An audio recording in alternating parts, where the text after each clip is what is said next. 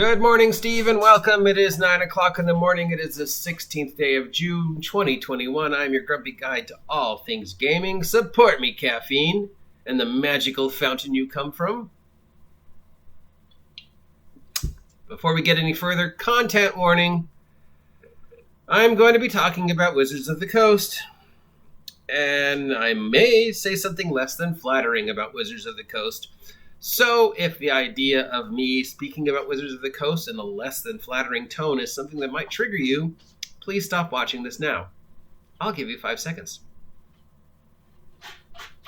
All right, so we have some not news from Wizards of the Coast. Wizards of the Coast likes doing this every couple of weeks of teasing something but never actually saying what it is. So we have a couple teases from Wizards of the Coast. These may mean something. This may not mean anything. We have some insight from somebody who is closely associated with Wizards of the Coast that I interviewed last night, but who has asked to remain anonymous. So here is the news. We have a couple that sort of conglomerate together. First off, we have a tease from Wizards of the Coast that they're doing a Dragonlance video game. So this tease comes from Chris Cook, C-O-C-K-S. Is that Cooks or Cox? Who is the CEO of Wizards of the Coast. He has teased a Dragonlance video game, amongst others, talking to Game Industry Biz. I guess this was yesterday. He made reference to the over 100 D&D video games of the past and indicated that 6 new D&D video games will be coming out in the next 5 years. Dark Alliance and Baldur's Gate being the first 2.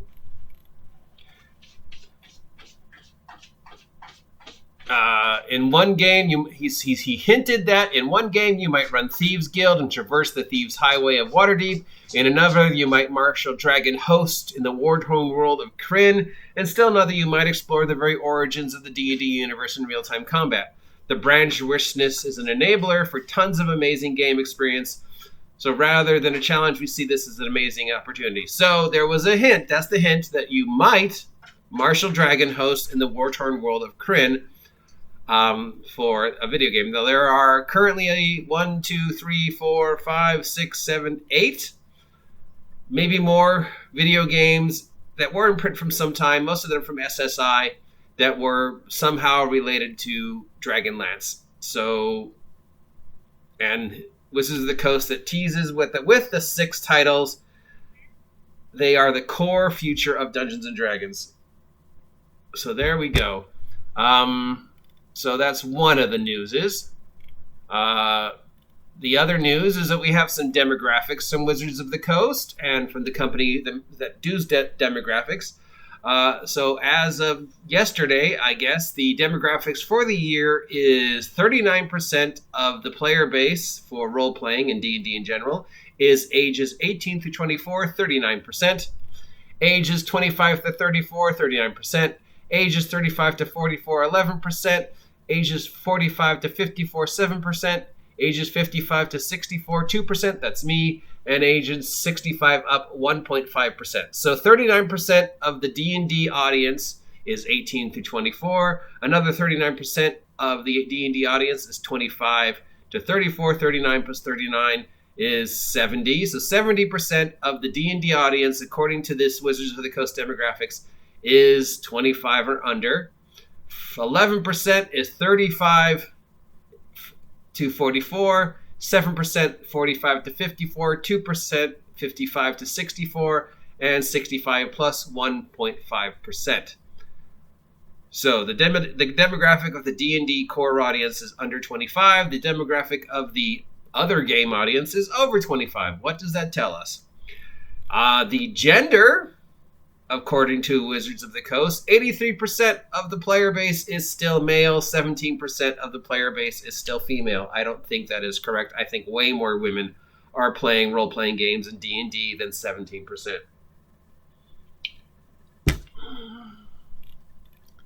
And in geography, 59% of the United States is D&D sales.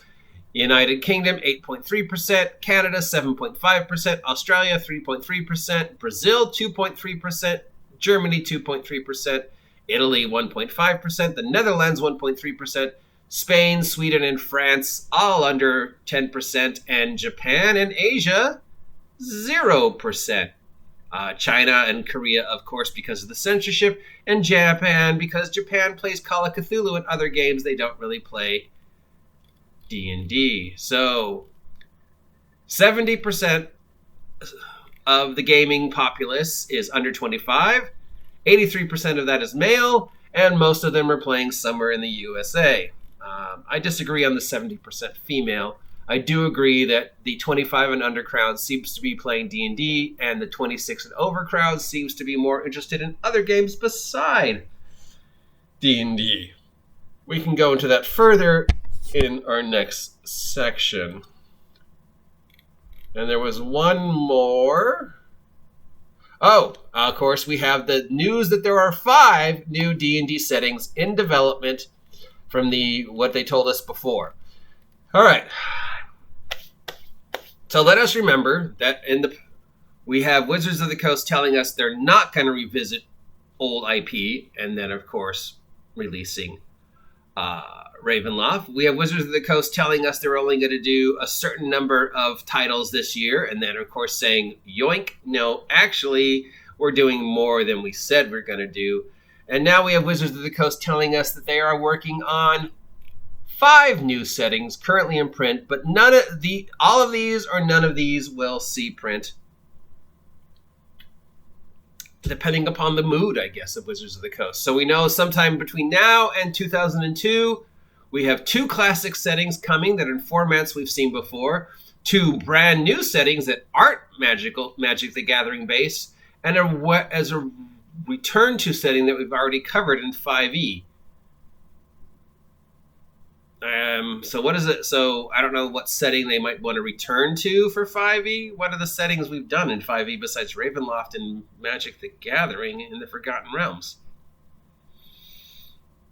Saltmarsh? I mean, do they mean like a specific section, like the Saltmarsh stuff, or I don't know. So that's 2 classic settings by 2002. 2 brand new settings and 1 returning setting, all or none of which may actually be printed, depending upon the whims of fate, the whims of commerce, and the whims of Wizards of the Coast. Of course, we also had the Wizards of the Coast announcing the DM contest, where you could submit stuff for the upcoming Dungeons & Dragons celebration in July, 1,000-word essays or adventure designs. Of those 1,000-word essays, 10 will be picked to move forward. Of those 10, 3 will be picked to move to the next round. And of those 3, 1 will be picked to be the winner. The winner gets a trophy and $2,000 in Dungeons & Dragons product. No actual money. And of course, as we've mentioned previously, Wizards of the Coast maintains complete and utter control over anything you submit to them for this contents, whether they actually use it or not. You will not get paid. They don't have to use your name. They can use the product in any way, shape, or form you create without giving you any credit. And at any point in time, they can decide to end the contest, but still keep everything you send. We also have a survey that went up over the weekend about Wizards of the Coast, Wizards of the Coast product. Wizards of the Coast does surveys all the time. This is nothing unusual. The reaction to this survey is very unusual, and we will cover that in a separate blog because I'm sure it's going to get me in trouble. And finally, we have some input. Like I said, I spoke to somebody who may or may not be associated with Wizards of the Coast yesterday. It may be somebody you know. It may not be somebody you know. Because of NDA, I had to, and confidentiality, I cannot say their name, but I can say this individual's name does appear in Wizards of the Coast product. Up to you as to who that was. So this was a 5-minute conversation I had with this individual strictly through sheer dumb luck. And we were talking about more or less Magic the Gathering when I mentioned, the forthcoming Forgotten Realms Magic the Gathering printing is interesting to me because even though I don't play Magic, I can use the cards as props. You have heard me repeatedly say I love the little 3x5 cards with like magic items and NPCs on them because I can just go, bam, this is what you see, bam, this is what you get, bam, this, and they're just great. So I have a whole box filled with cards with like magic items on them and pictures of NPCs, and I often give the card to a player. Oh, this is what you find. Here's your card. So they don't forget that they have that. It's a very tangible thing, and I absolutely love them. So in this conversation, we got to talking about the other IPs that have been released by Magic, and he mentioned that there was a very limited Walking Dead and Transformers one. I knew about the Walking Dead one. I didn't know there was a Transformers one, but apparently it was a very limited one, and only a few people ever actually got copies of it, and that there's a Warhammer 40K one coming out.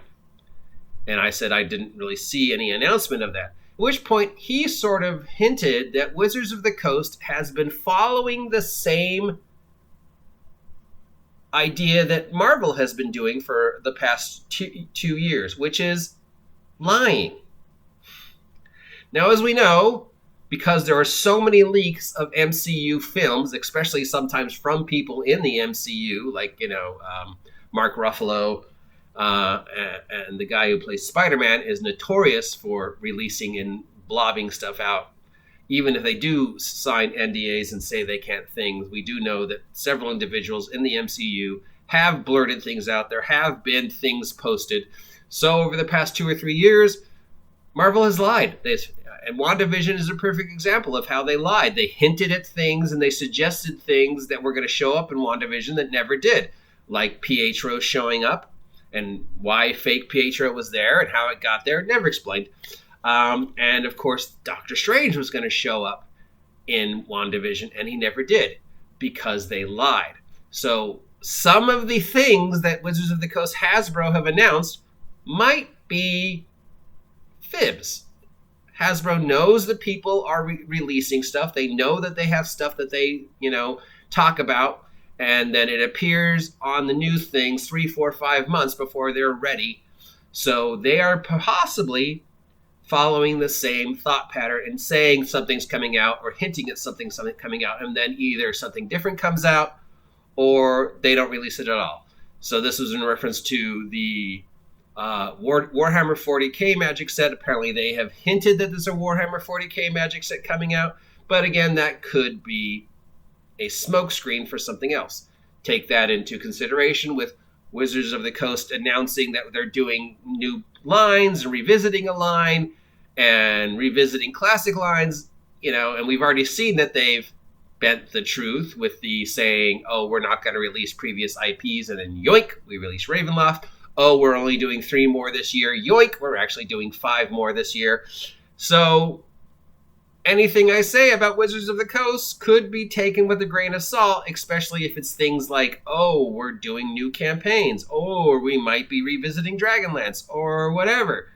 This might be true, or it might be a smokescreen to disguise something they're really releasing, and they just don't want to have the information come out ahead of time. Now remember, I'm not making this up. Do not get angry at me. These are direct quotes from an individual who may or may not be associated with Wizards of the Coast, whose name does appear in a Wizards of the Coast product, and who knows more about what's going on with Wizards of the Coast than I do, but because of confidentiality and non-disclosure, that individual has asked that I do not say who they are. So don't get mad at me. This is just conjecture. It could be true, it could be false. I don't know. Until next time, I'm your grumpy guide to all things gaming, the OGGM. If you appreciate this content, thumbs up, subscribe, hit the notification button, support me through the Patreon, the PayPal, and the Ko-Fi, and I will talk to you later, Steves. And of course, we are going to be talking about that Wizards of the Coast questionnaire, because apparently it is angering the mobs. Oh, wow. Something is angering the mobs related to 5th edition. What a surprise. I think I'll have a heart attack and die from not being surprised. Talk to you later, Steve.